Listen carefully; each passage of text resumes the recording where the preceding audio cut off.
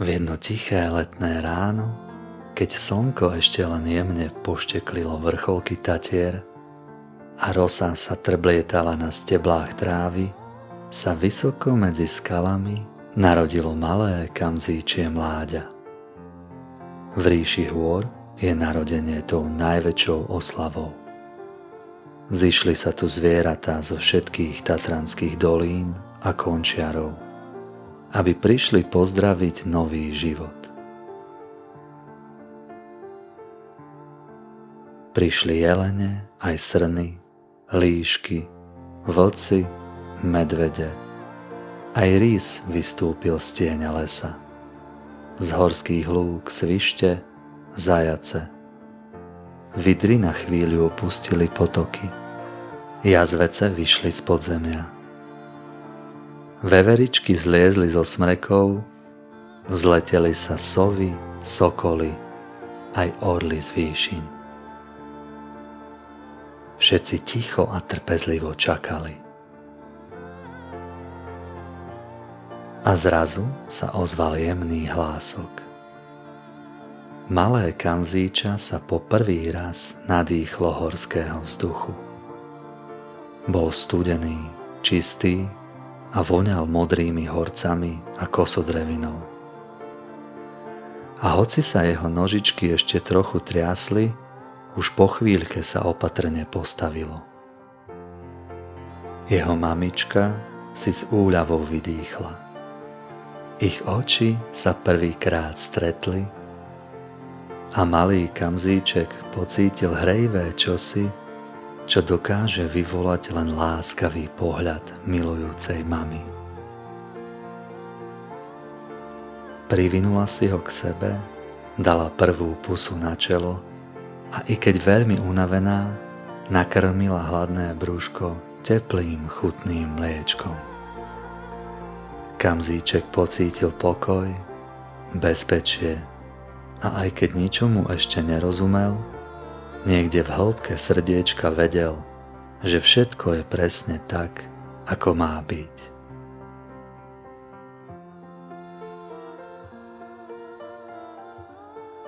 Otec, múdry kamzík, stál nedaleko. Nehovoril nič, len všetko pozorne sledoval. Jeho pohľad vyžaroval trpezlivosť a pokoj. Zdvihol hlavu, zavetril, ako by na niečo čakal. Zrazu od kriváňa zadul vietor, presvišťal mu okolo ucha a zmizol v doline. To duch Tatier prišiel pošepkať múdremu kamzíkovi meno jeho syna. Otec podišiel bližšie, pevným, no láskavým pohľadom sa mu zadíval do očí a povedal: Vitaj, syn môj. Otočil sa k ostatným a zvolal: Hľa, môj syn, nový člen stáda. Jeho meno je Skalko. Všetky zvieratá začali radostne volať: Vitaj, Skalko, vitaj.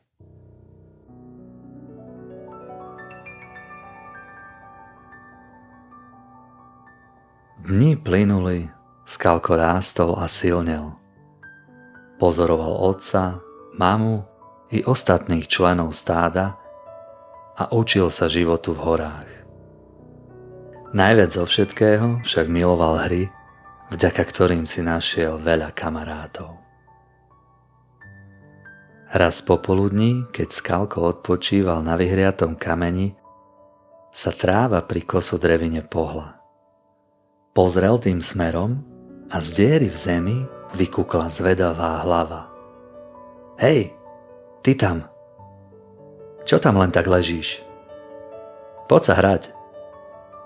Prehovorilo stvorenie, aké videl Skalko prvýkrát. Kto si?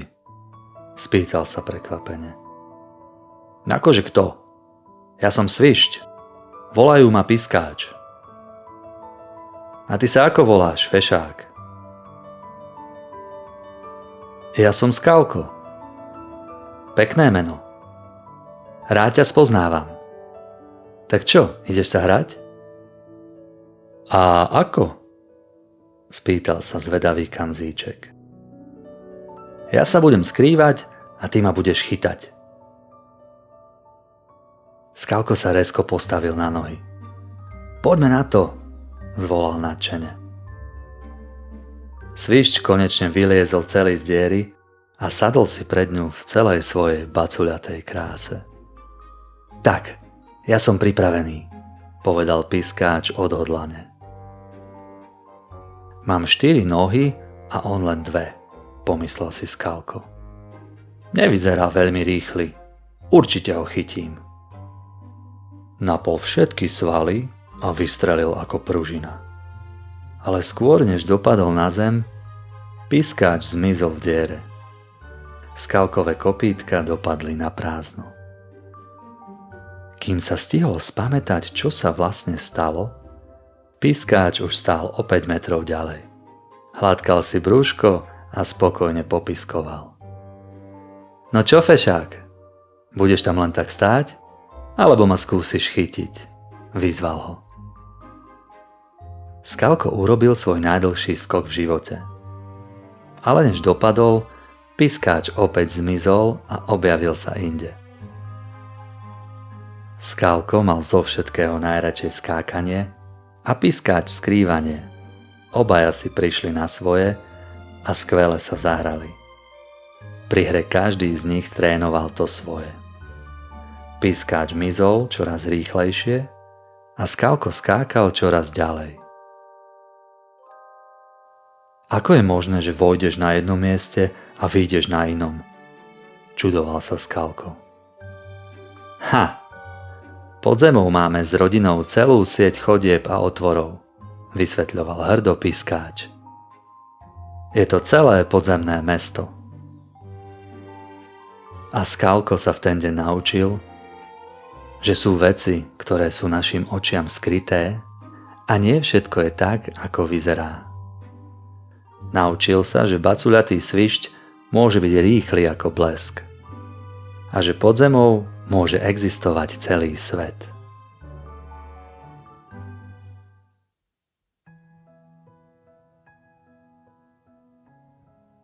Dni striedali noci, leto sa prehúplo do jesene a Skalko rástol nielen v sile, ale aj v srdci. Svieži horský vzduch, dlhé skoky a nové priateľstvá mu prinášali každý deň niečo nové. S rysom Fliačikom sa stretol pri skale, kde už slnko ustupovalo tieňu. Fliačik sa nehýbal, len ticho sedel a pozoroval svet okolo seba.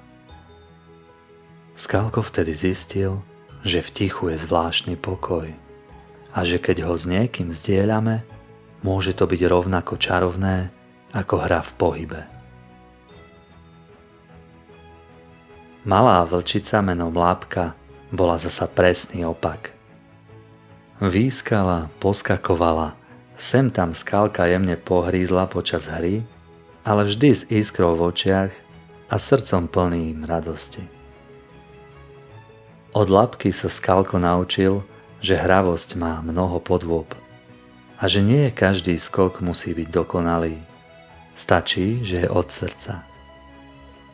Medviedia Brúmko bolo zase úplne iný svet. Veľké, rozkošné a trošku nemotorné, ale vnútri plné tepla a jemnosti, ktorú by v ňom nik nečakal. Keď sa spolu váľali po mäkkej tráve, Skalko pochopil, že aj veľká sila môže byť nežná. A tak Skalko zistil, že každý sme iný a práve to robí priateľstvá krásnymi, pretože každý z nás nosí v sebe niečo jedinečné. Rána boli v Tatrách vždy svieže, no to dnešné bolo obzvlášť studené. Skalko sa zobudil, po slnku ani stopy, a práve keď sa išiel zhlboka nadýchnuť, mu na ňufáku zľahka pristálo čosi malé, biele. Zdvihol oči smerom k nebu, aby zistil, odkiaľ to prichádza, a videl pomaly padať ďalšie a ďalšie malé biele čudá. Otec, otec, čo je to? To je sneh, syn môj. Pani Zima práve prebrala svoje žezlo. Sneh? Zima? Opýtal sa Skalko s počudovaním. Áno, je to najdlhšie a zároveň najnáročnejšie obdobie. Veľa zvierat sa uloží do brlohov na zimný spánok, ale my kamzíky trávime zimu vonku. Postupne bude čoraz chladnejšie. Dni budú čoraz kratšie a noci dlhšie. Voda bude zamrzať a snehu bude stále viac a viac. Prídu ľadové vetry, výchrice a fujavice. Skalko pocítil váhu otcových slov a prvýkrát v živote sa ho zmocnil strach. Skúsený múdry kamzík to uvidel v jeho očiach. Jemne, no pevne mu podobral bradu a zdvihol ju. Hlavu hore, synak. Zima vie byť krutá, taká je pravda. Ale my to zvládneme. Matka príroda nás na to dobre pripravila. Poviem ti niečo o našom druhu, aby si vedel, kto si. Naši pravcovia chodili po týchto končiaroch už od doby ľadovej. Máme špeciálne vyvinuté kopytá, tvrdý okraj na uchytenie na skalách, mäkká poduška uprostred proti pošmyknutiu. Vďaka tomu dokáže kamzík skákať po bralách takmer ako zázrak. Na zimu si naše telá vytvoria hustý kožuch, ktorý je 5 až 7 krát hrubší ako letná srsť. Chlpy máme duté, je v nich vzduch, ktorý nás výborne chráni proti extrémnemu chladu. V zime spomalíme chod nášho tela a šetríme tak energiu. Zdržiavame sa na južných svahoch, kde je teplejšie. Buď pokojný, syn môj. Ver matke prírode, ver svojmu rodu a ver sebe.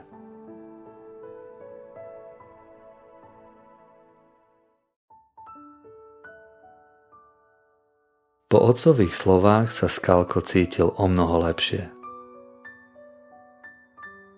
Máme ešte trochu času, kým pani Zima zavládne vo svojej plnej sile.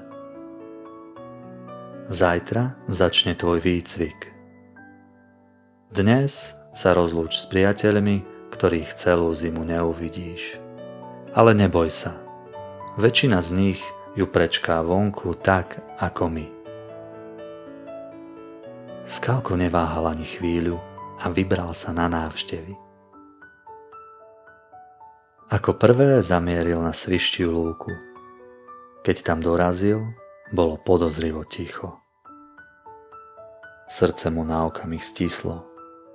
Možno to už nestihol. V tom z jednej nory vykúkla známa zvedavá hlava. Zdravím ťa, fešák, zvolal pískáč s typickým úsmevom. Ahoj, kamoško, odvetil Skalko. Prišiel som sa rozlúčiť. Práve včas, odvetil pískáč. Niektorí už uľahli. Ja idem tiež každú chvíľu.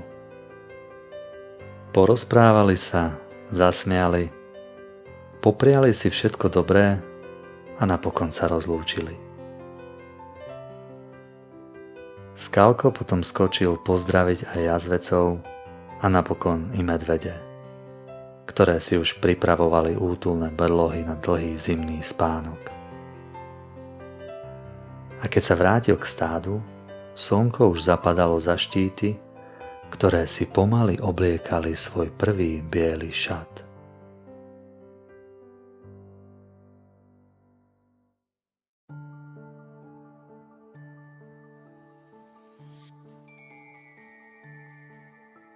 Skalko sa zobudil do ešte chladnejšieho rána ako včera. Slnko sa ešte len nesmelo predieralo cez oblaky a svet bol tichý, ako by čakal na prvé kroky zimy. Otec Kamzík už stál na okraji skaly. Dnes začneme, povedal otec s úsmevom.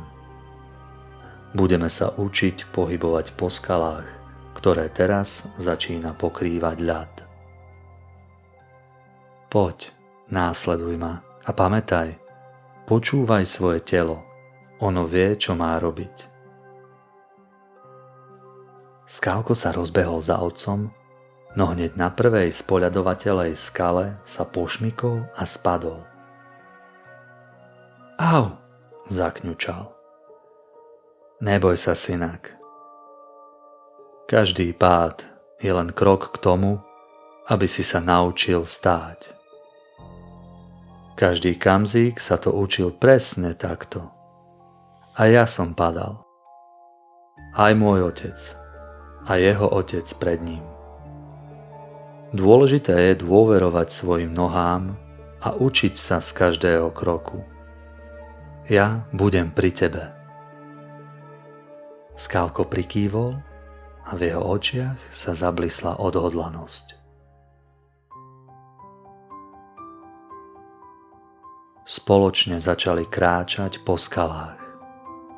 Otec mu ukazoval, kde nájsť pevný bod, ako cítiť kameň pod kopytom a ako sa nenechať odradiť.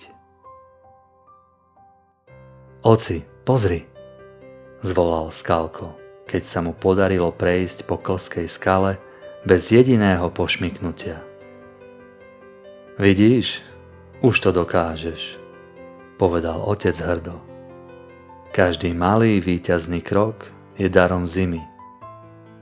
Učí nás, že chlad a ľad nie sú nepriatelia, ale učitelia, ktorí nám ukazujú, aký sme silní.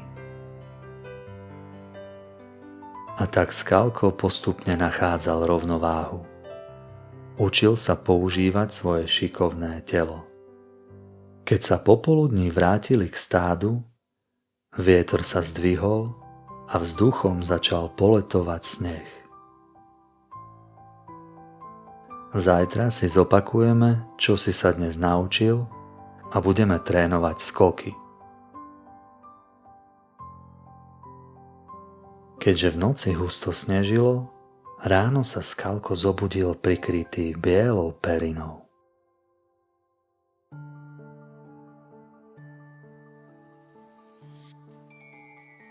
Keď sa vybrali na ďalší tréning, Skalko sa už cítil istejšie. Jeho kroky po zľadovatených skalách boli pevnejšie. Otec sa zastavil pri okraji záveja. Skalko, v hlbokom snehu nikdy nekráčaj len tak, povedal dôrazne. Najprv sneh počúvaj. Jemne ťukni kopytom a zistíš, či je pod tebou pevný podklad alebo prázdnota. Tvrdý okraj kopýtka ti prezradí, kde sa môžeš zachytiť. A mäkká poduška ťa podrží, aj keď je povrch klský. A pamätaj, dobrý Kamzík si vždy vyberie miesto, kde sneh vyfúkal vietor, alebo kde slnko zohrialo južný svah. Hory ti vždy povedia, kam stúpiť, stačí ich vnímať. Priviedol ho k úzkému bralu, kde medzi dvoma skalami zývala malá priepasť. Dnes spravíš svoj prvý zimný skok, povedal. Skalko sa pozrel dolu. Hoci to nebola veľká hĺbka, pád by riadne bolel. Otec vycítil jeho obavy a pritisol k nemu svoje čelo. Syn môj, strach prichádza z toho, čo sa ešte nestalo. Z vecí, ktoré si len predstavujeme. Ale odvaha, tá žije tu a teraz, v prítomnom okamihu. Skalko sa zhlboka nadýchol, otec pokračoval. Nepremýšľaj, čo bude o chvíľu. Cíť svoje kopytá, cíť skalu pod nimi, cíť svoje telo, ako sa odráža. Ver si. Skalko prikývol.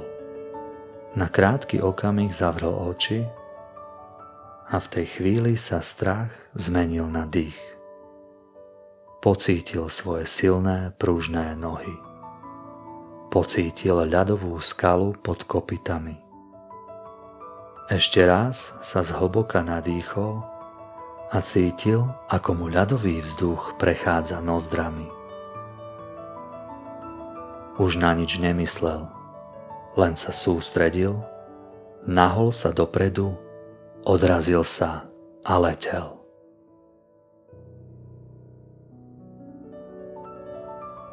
Dopadol pevne na druhú stranu.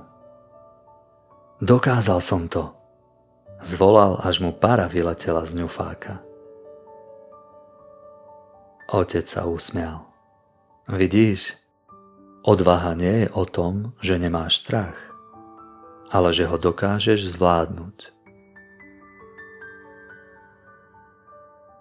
Dni plynuli, zima silnila a Skalko sa s ňou zžíval čoraz viac. Zvykol si na kopy snehu, šmykľavé skaly, mráz aj ľadový vietor. No netušil, že tie najväčšie skúšky ho ešte len čakajú. Keď si začínal myslieť, že sílu zimy už pozná, ľadová pani udrela ešte tvrdšie.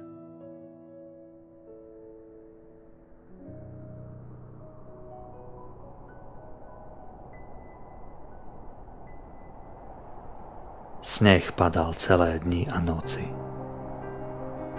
Pribúdalo ho stále viac a viac. Miest, kde sa dalo bezpečne pohybovať, ubúdalo. Prišiel treskúci mráz a taká fujavica, že nebolo vidieť ani na krok. Stádo sa chúlilo k sebe, aby sa aspoň trochu udržalo v teple. Skalko bol hladný. Už niekoľko dní sa k potrave vôbec nedalo dostať. Túlil sa k otcovi a mame, ktorí ho zahrievali vlastným telom, a bol nesmierne vďačný, že ich má. Až po 2 dňoch sa počasie konečne umúdrilo.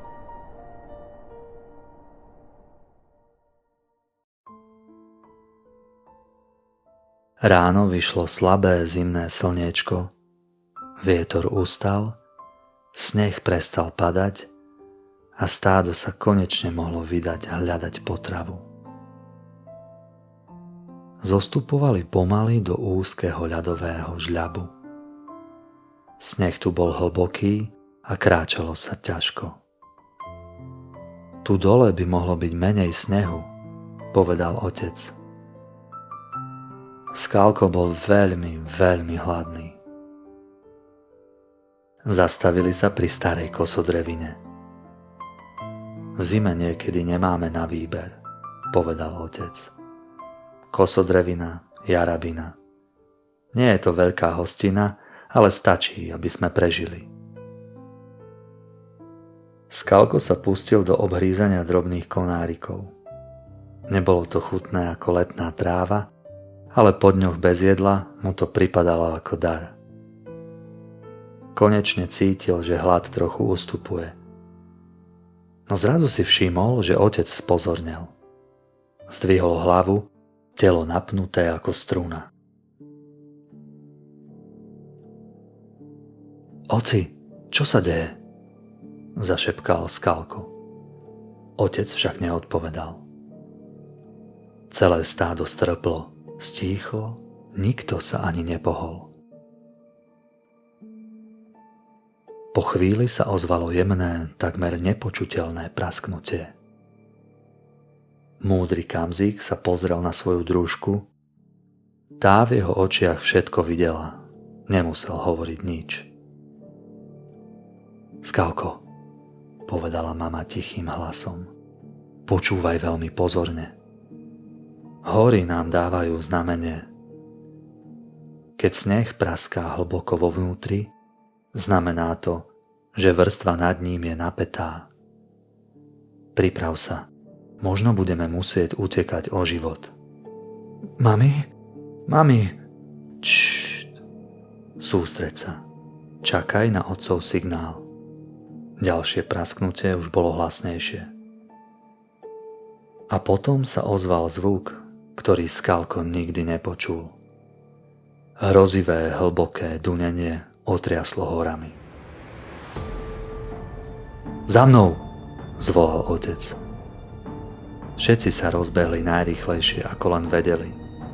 Masa snehu sa otrhla vysoko nad nimi a s hukotom sa valila dolu. Vzduch sa naplnil bielou hmlou a lavína pred sebou tlačila obrovské mračná snehu, ktoré ich neúprosne dobiehali. O chvíľu už nevideli ani na krok. Skalko pocítil, ako sa zem pod ním pohla. Sneh mu podrezal nohy a on sa zviezol o pár metrov nižšie. Nevidel nič, len bielu stenu. V tej chvíli si spomenul na tréning, na svoj prvý skok odvahy. Zaril kopytá do snehu, našiel pevný bod. So všetkou silou, ktorá mu ostala, sa odrazil a pristál na vyfúkanom výbežku. Bol to najväčší skok v jeho živote. Lavína preletela popri ňom ako drsný dých chôr. Sneh sa valil, syčal a praskal. O chvíľu všetko stíchlo. Mračná snehu dopadli na zem a pomaly sa žľab opäť začal odhaľovať. Zbehlo sa to tak rýchlo, v tom zmätku Skalko strátil svojich rodičov. Oci, mami, volal z plného hrdla, no nikde po nich nebolo ani stopy. Každý niekoho hľadal. Po hodnej chvíli sa stádo konečne zoskupilo, všetci prežili, ako zázrakom nikto nechýbal, no Skalko stále nemohol nájsť svojich rodičov. Nohy sa mu podlomili a padol od vyčerpania na zem. Unavené oči však stále prehľadávali žľab, no všade, kde sa pozrel, videl len samý sneh. Keď tu zrazu začul známy hlas. Skalko, Skalko! A spod snehu sa vyhrabal najprv otec a po chvíli aj mamka.